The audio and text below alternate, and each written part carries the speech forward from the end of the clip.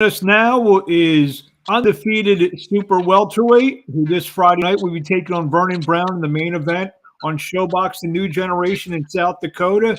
Ardreal Holmes, Ardreal, what's happening? Oh man, nothing much. Chilling, preparing for this big night.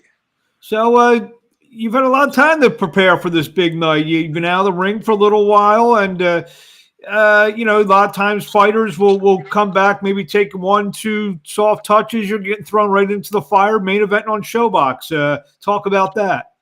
Oh man, it's crazy. But I trust my team, and it's time to get to the next step. You've So been off. whoever in our way, we got to get through them. You've been off about 2.5 years. I'm sure there's been a lot of different circumstances, COVID, fights falling through, other kinds of stuff going on. How frustrating has it been the last couple of years? Oh man, it's been very frustrating. I think the only thing kept me going, or really, when I was thinking about giving it up, I had a son, and that kind of just lit the fire back again. So I've been training ever since. Talk about Vernon Brown. He's a guy you're from Flint, Michigan. He's from Chicago, so it's kind of like that Big Ten rivalry kind of thing. You guys are in that kind of region. Talk about Vernon Brown. He's a late replacement as you were supposed to fight another opponent who just fell out last week. Talk about that whole scenario with the opponent falling out and a new guy coming in. Man, it's crazy. Man, they sent me like 5 names. It was 2 guys who was scheduled to fight me and ended up pulling out.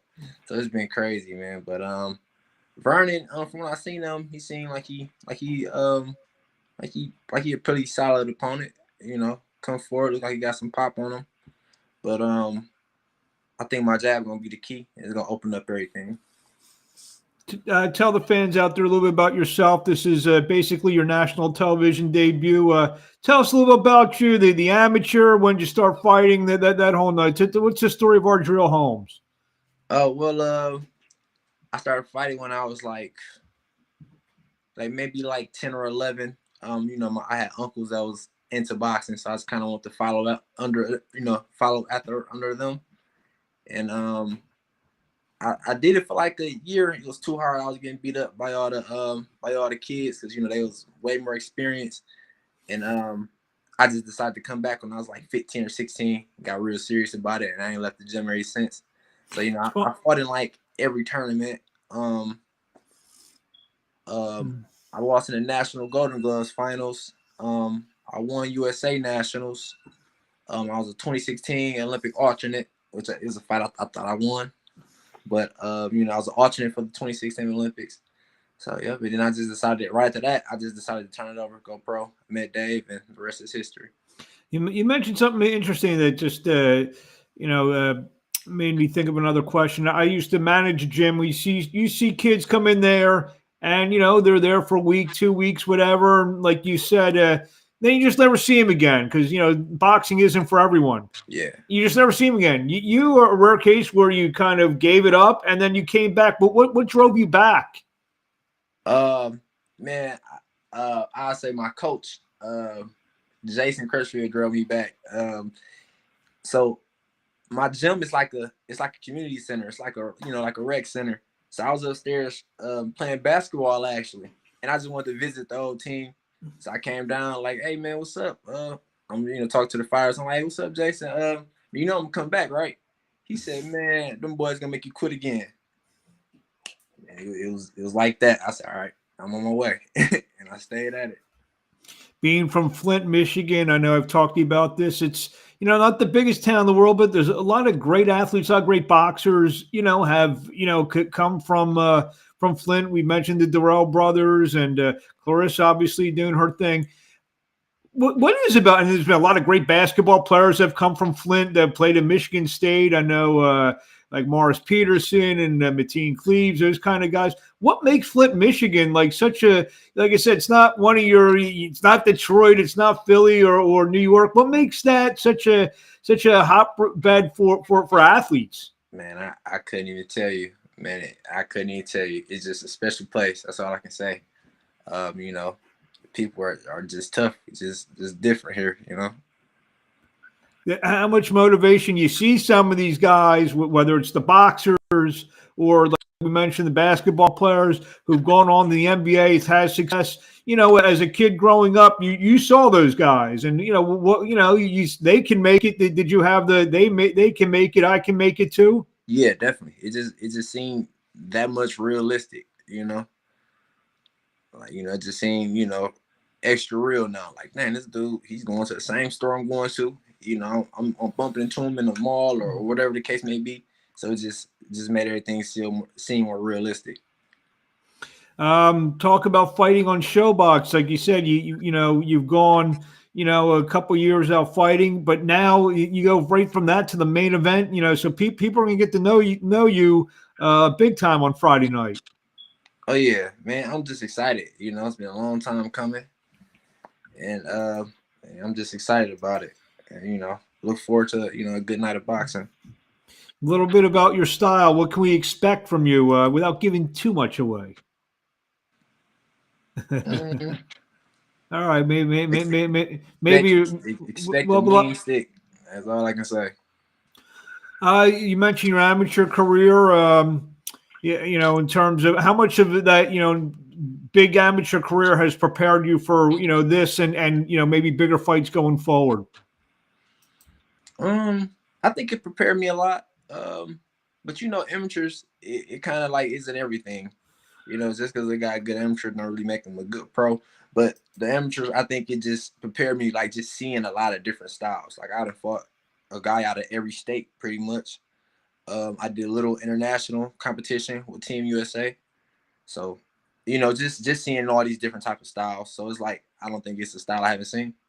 And fighting in Deadwood, South Dakota, I know you got a lot of family and friends that are interested in you. You ain't gonna make the trip out to South Dakota. Yeah. I got a handful of family members coming out there. So yeah, I told them just to watch it on TV, but they was like they coming. You're tall for the weight. You're about 6'2". That I read. How much of an advantage has that been? With your height and everything, and I would imagine you make 154 pretty easily then. Yeah. I don't, man. It's rare that I get up. I don't even get up past 65. You know what I mean? So I don't got a mean weight cut. I think I think I'll be able to make 47. Oh wow.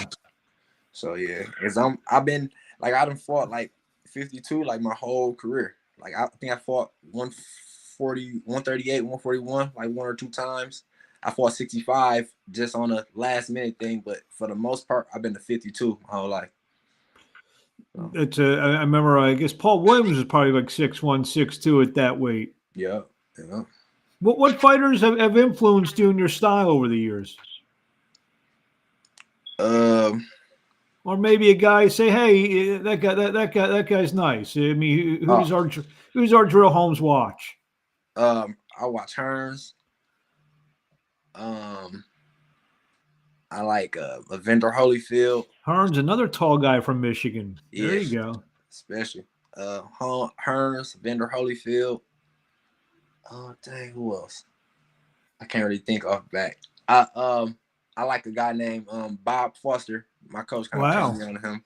The former light heavyweight great. Yeah.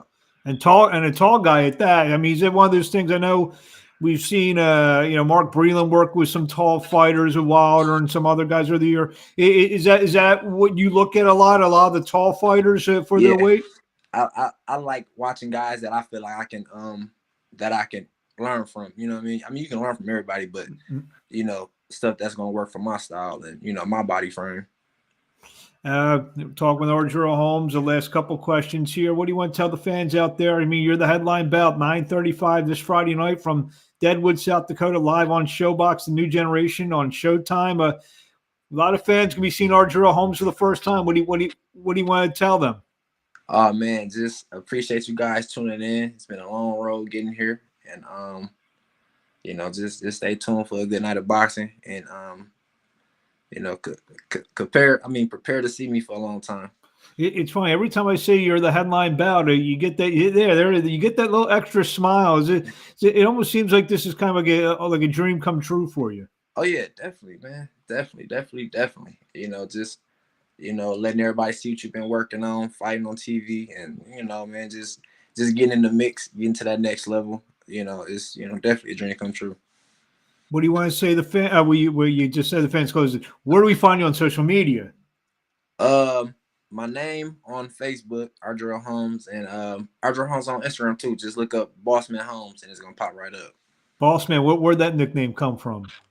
I want to say like it came from my old man. People was calling my dad Boss Man.